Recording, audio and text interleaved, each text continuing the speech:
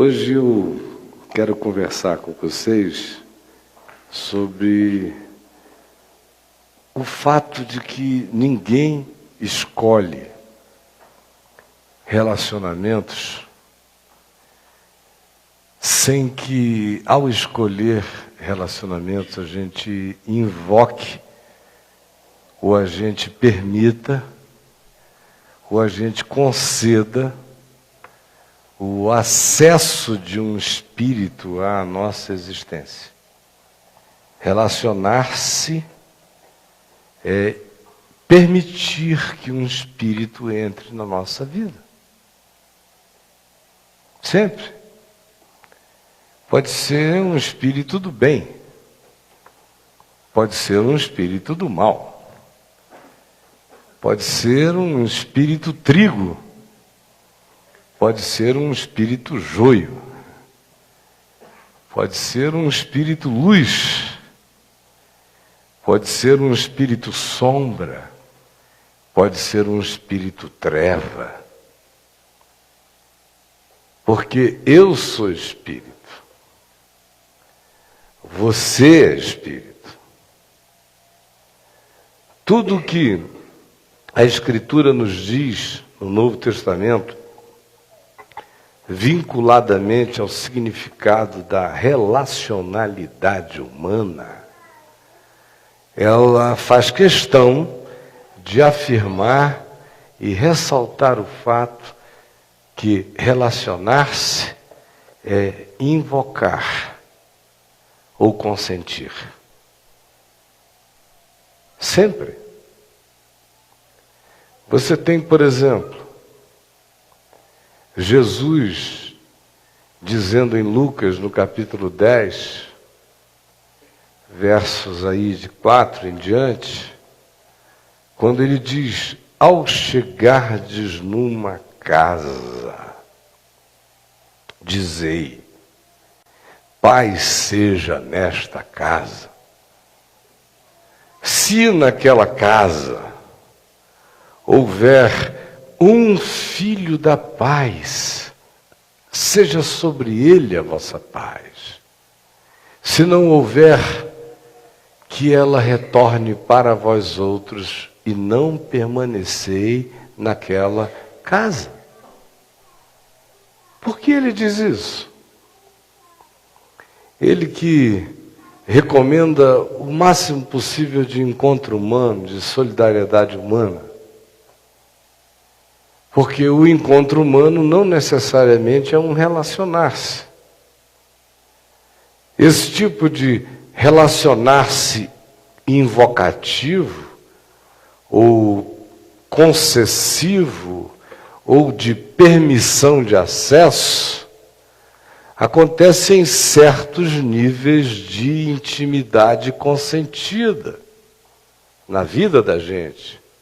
Tipo, vou morar na casa dele, vou comer do pão dele, vou beber da água dele, vou ficar sob o santuário, se for para o bem, ou sob o templo psicológico espiritual constituído em toda a habitação humana.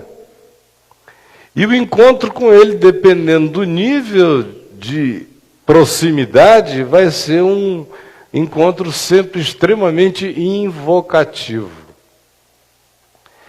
O máximo, veja, Jesus começa da simplicidade dizendo, entrar numa casa tem que ter filho da paz na casa, para você se fazer membro de uma casa, para você se fazer parte adotada de um núcleo familiar, para você se tornar alguém daquele ambiente. Veja se tem pelo menos um ponto de relacionalidade da paz. Porque se não houver, saia. E que a vossa paz venha sobre você. A sua paz venha sobre você para que você não fique, de modo algum, fazendo permissão de introdução na sua existência de relacionamentos que não constroem vida, não promovem paz. Ao contrário, te perturbam, te conturbam, te alteram, te embriagam, te influenciam, te surtam, te estimulam numa direção polarizada contra o sentido da vida, te amarguram ou te tornam malicioso, maliciosa. A gente conhece as 1000 variáveis da admissão de um espírito na vida da gente. Muda frequentemente a nossa existência. O pai já não nos reconhece, a mãe, a família, os amigos. E você quer saber o que houve? O que houve é que um espírito tomou conta dela. É uma amizade tão intensa que se transforma numa conjugalidade de trocas. E se você for a parte acolhedora da perversidade de alguém que não é um filho da paz, você consentiu a penetração de um espírito na sua vida, porque ninguém se relaciona nesse nível impunemente. Por isso Jesus começa do simples, estar na casa, e Paulo vai ao máximo disso, do ponto de vista da invocação não deliberadamente direcionada como uma invocação de um espírito transcendente, mas como experiência de admissão de penetração espiritual na gente. Paulo chega em 1 Coríntios, no capítulo 10, e nos afirma que relacionar-se é permitir que um outro espírito tenha comunhão com o meu ser. Ou vocês não lembram do que ele diz? Que ele não fazia certas junções porque eram incompatíveis. Luz com trevas, consciência da graça de Deus associar-se a invocações deliberadas de espírito. Ou, como ele diz, usar o seu corpo em relações prostituídas, dessignificadas. Paulo diz, quando você encontra alguém que é seu companheiro ou companheira, é cônjuge, na verdade no amor, e se relaciona com ele em todos os níveis, você se torna um com ele para a vida. Quando é na promiscuidade, na dessignificação, ou aqueles vínculos carregados de conteúdos espirituais e psicológicos em ambos os lados do encontro, em cada um dos parceiros, que quando se fundem, têm o poder de se prejudicarem, de exacerbarem o pior um do outro. E em pouco tempo você olha e você já vê aquela pessoa surtada, alterada, como quem ficou possessa de um outro alguém. Paulo diz que às vezes isso começa até com más conversações que corrompem os bons costumes. Outras vezes não, são admissões de vínculo. Vínculo sexual, vínculo de amaziamento pseudo-fraterno que gera quase um banditismo cúmplice na relacionalidade, onde o pior das partes se funde ou o pior de um altera o outro.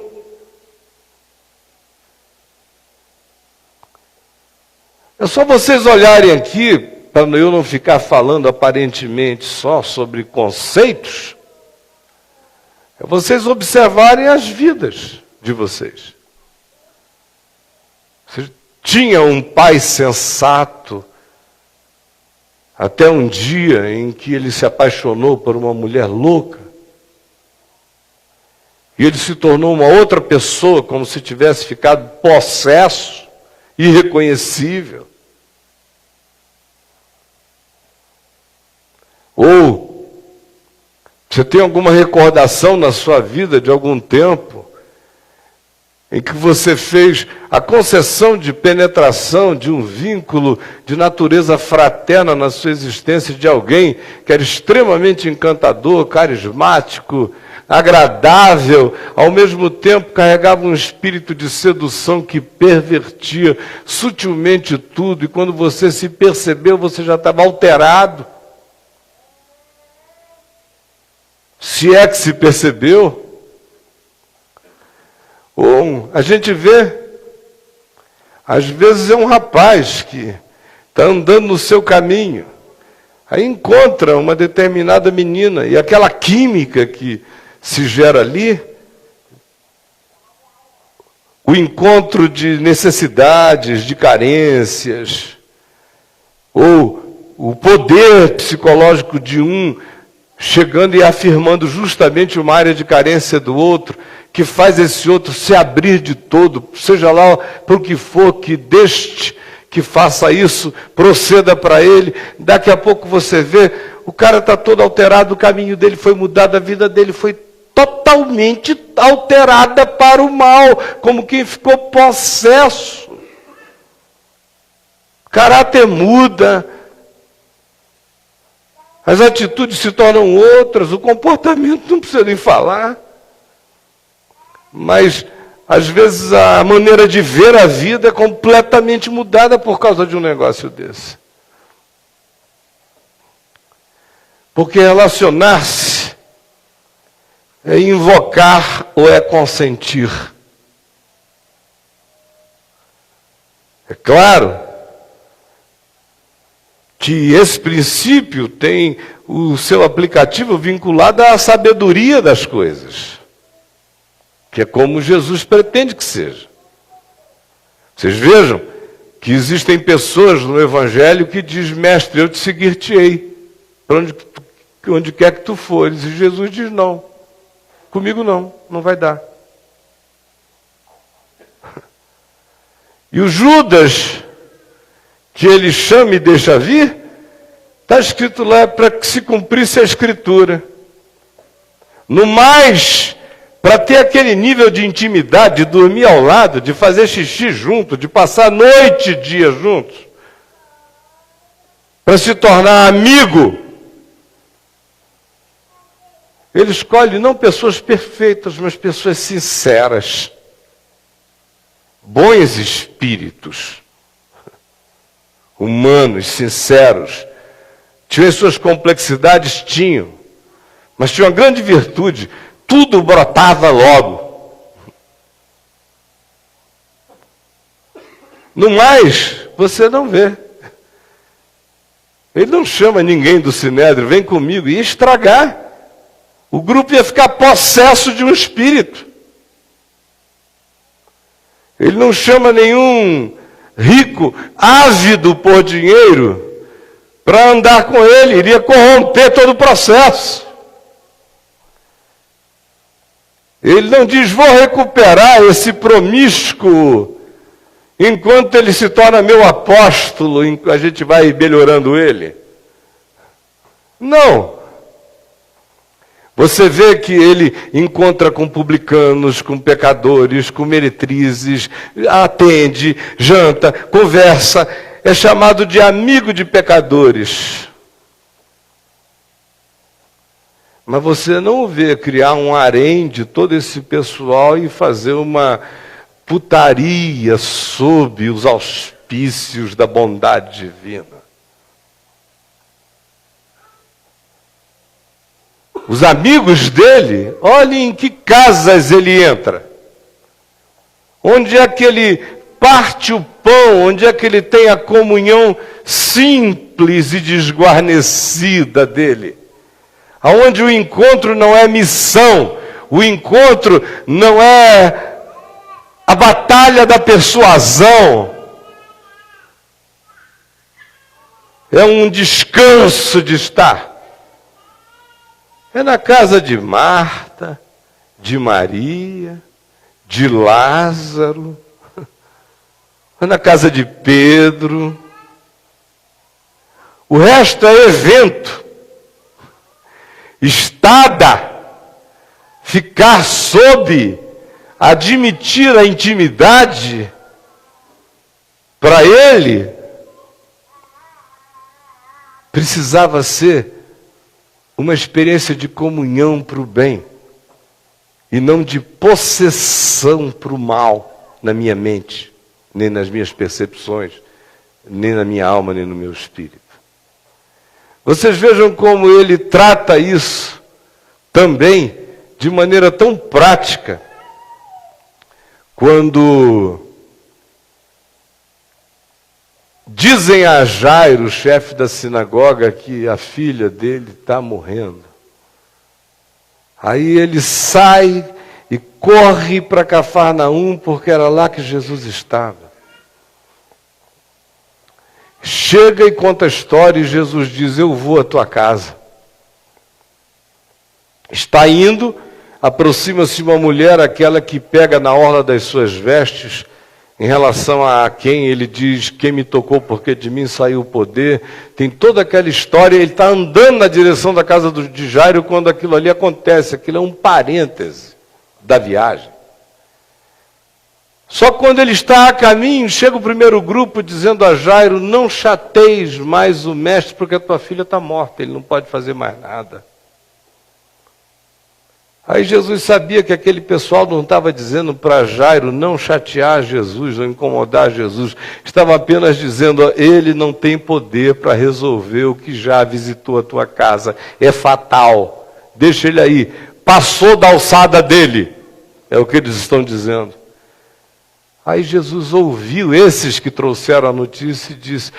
E mais do que os que trouxeram a notícia, o Evangelho não deixa exatamente claro quais foram esses. Em Lucas, em Mateus e em Marcos. Fica meio vago, às vezes parece que são alguns da casa de Jairo. Outras vezes fica tão mais vago que dá a impressão de que até alguns dos discípulos de Jesus fizeram parte da narrativa da história, dizendo: olha, passou, já não dá, para depressa, fica aqui mesmo. Por que eu digo isso? Porque se diz: Jesus, todavia, não permitiu que nenhum deles seguisse com ele, daquele ponto em diante, senão a Pedro, Tiago e João, que devem ter sido os únicos que continuaram botando fé. Deixou o resto da moçada para trás, porque quem não crê faz mal. Quem não tem esperança, boicota com seu olhar a alegria da ressurreição. Se fazer acompanhar numa jornada, numa vereda espiritual, por alguém que de fato não alimente a sua vida da fé e da esperança, certamente vai fazer mal, vai prejudicar o processo do bem da sua própria vereda e caminho. Se fazer acompanhar de descrença não é um adubo saudável para a jornada. A gente lida com a descrença nas contingências da vida, mas a gente não chama a descrença para ser nossa companhia de caminho.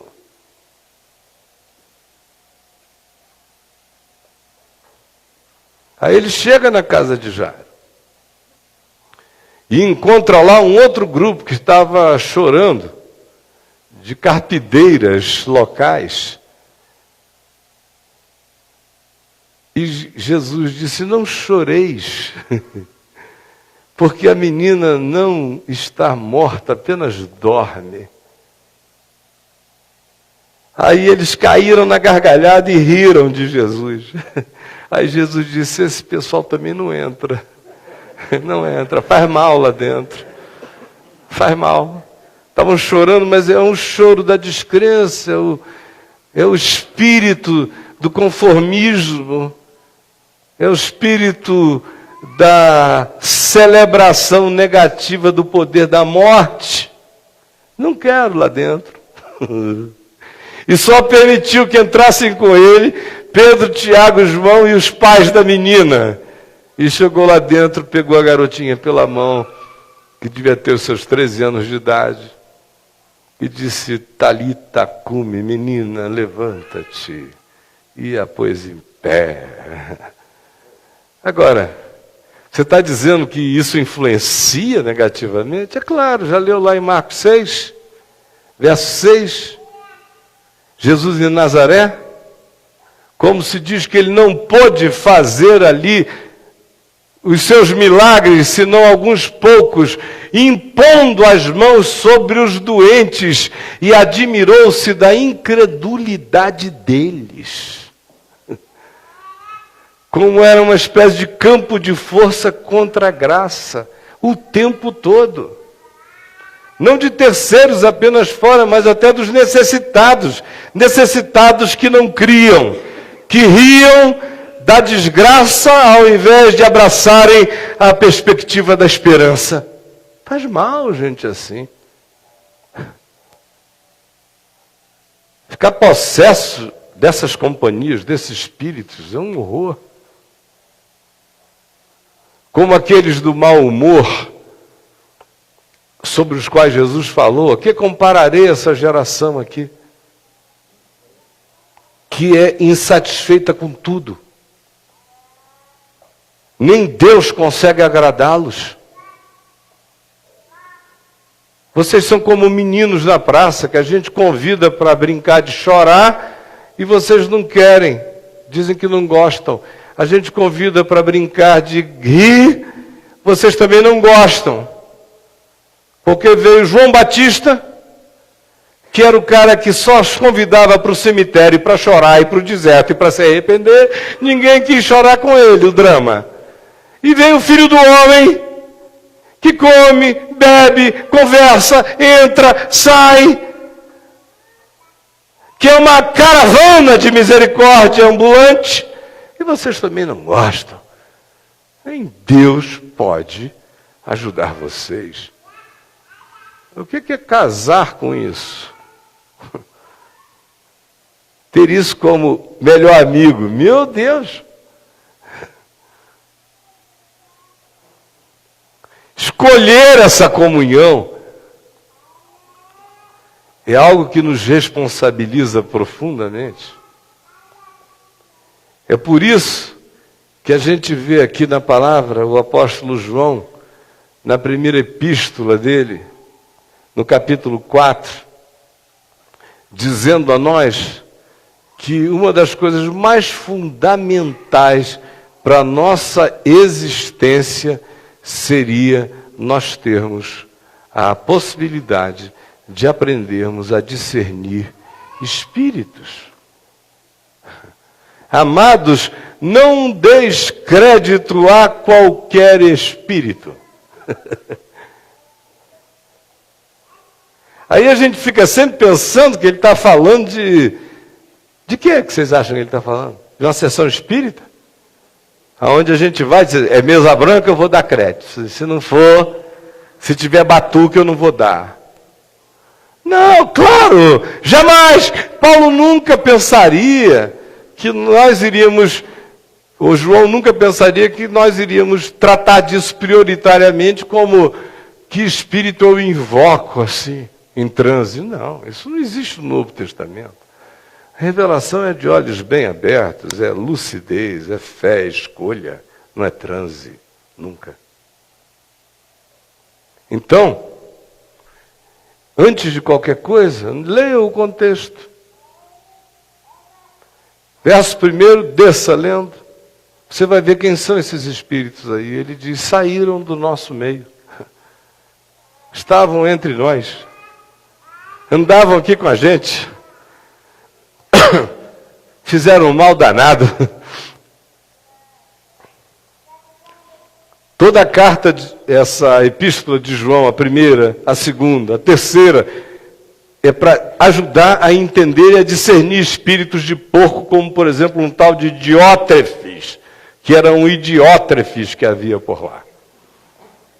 Discernam, para vocês não abrirem as pernas para o doido, que insemina na comunidade o pior espírito. Daqui a pouco aquilo vira outra coisa. Porque um pouco de levedo fermenta toda a massa. Um pouco. Só um pouquinho. Botar para dentro. O que você e quem que você tem admitido na sua vida que é a presença de um espírito que tem alterado a sua existência para o mal. Às vezes a pessoa não é ruim. Às vezes é só o casamento de vocês que faz uma relação que perversifica ambos os lados. São pessoas que com outras pessoas não farão mal, mas juntas só conseguem se fazer mal. Discernir espíritos. Não é para ter uma atitude ariana, uma atitude espiritualmente nazista. Vocês me conhecem, eu sou de Jesus, eu sou do Evangelho. Eu sou do acolhimento, da misericórdia, da graça. Não, tem nada a ver com acolher a todo mundo, tem a ver o que você chama de meu amor, meu amigo,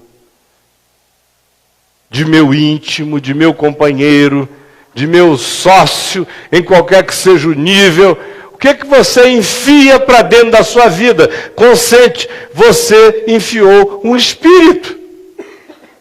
E tanto mais quanto seja íntimo esse vínculo, mais chance de alterar você haverá.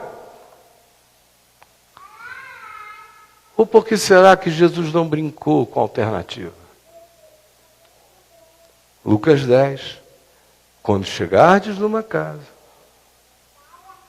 dizei paz seja nesta casa. E se houver algum filho da paz, seja sobre ele a vossa paz. Não havendo que ela retorne sobre vós, mas também não permanecei naquela casa.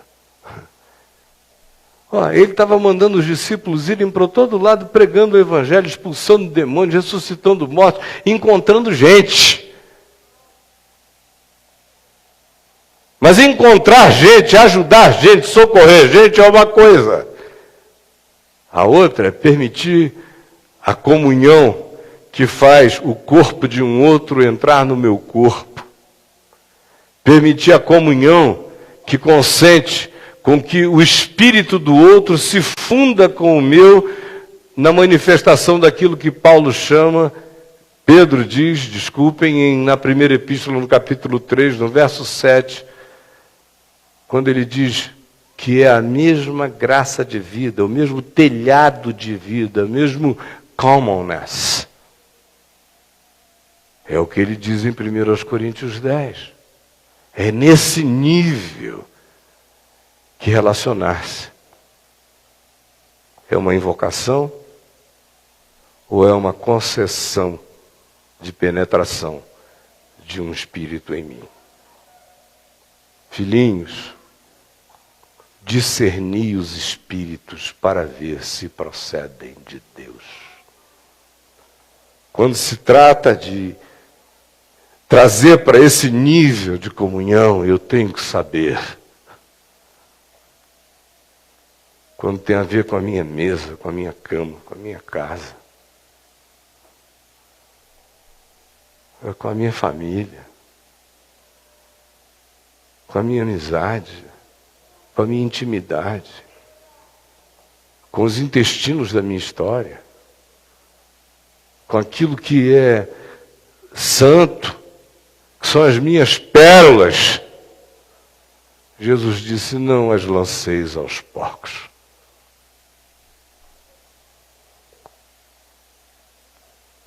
Só olhe para o coração e tente discernir espíritos na sua vida. Quem são os espíritos humanos que alteraram você para o mal? Que mudaram você? Você era misericordioso, misericordiosa, hoje você é extremamente inflexível. Foi depois de quem? Depois de quê?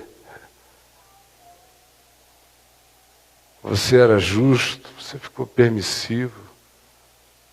Você era extremamente íntegro. Agora você ficou autoindulgente. Você tinha carnegão, agora você está um ente amorfo. Por que você deixou entrar? Porque via. E que Deus nos conduza pelo Espírito Santo à luz que produz cura, verdade, arrependimento, novidade de vida. Rogo-vos, pois, irmãos, pelas misericórdias de Deus, que apresenteis os vossos corpos, as vossas vidas a Ele, como um sacrifício puro, santo e agradável a Deus, que é o vosso culto do sentido, da racionalidade, de que se Ele é que a gente diz que Ele é para nós, a continuidade lógica disso é entregar meu ser a Ele. Isso faz sentido, como um sacrifício vivo, santo e agradável a Deus. Não me conformando eu com este século, antes transformando-me pela renovação da minha mente, para que eu possa provar qual seja a boa, a agradável e a perfeita vontade de Deus, em nome de Jesus. Que Deus nos abençoe. Paizinho, limpa a nossa vida, tira de nós tantas presenças de tantos espíritos que representam pessoas que até já se foram da nossa vida, mas deixaram os seus conteúdos nos alterando. E a gente nem percebeu como ficou possesso, mudado, piorado. Ajuda-nos a discernirmos em nós isso. A vermos herança de quem foi isso herdada por nós. E a botarmos tudo isso para fora de nós. Porque onde a tua luz chega, a sombra e a treva dissimulada de luz possui, não prevalece, jamais. Eu também te agradeço por aqueles que têm aprendido a discernir, que só têm consentido nas suas vidas, na intimidade, sob suas casas, para chamarem de comunhão aqueles que carregam luz, amor, bondade, verdade. Para que a nossa vida não tenha que ser uma guerra, nem um estribuchamento de pessoas possessas que não sabem nem do que. É o que eu te imploro, por todos os que estão aqui, e pelos muitos outros que verão, ouvirão e serão alcançados pela Vem Ver, no mundo inteiro, em nome de Jesus. Amém, Senhor. Gente boa de Deus, uma semana feliz. Até domingo que vem. Traga um amigo, convide durante a semana um amigo de trabalho, uma pessoa para estar com você domingo que vem às 19 horas aqui. Faça força e vamos trazer o máximo possível de pessoas. Beijão para todo mundo, saudade de vocês.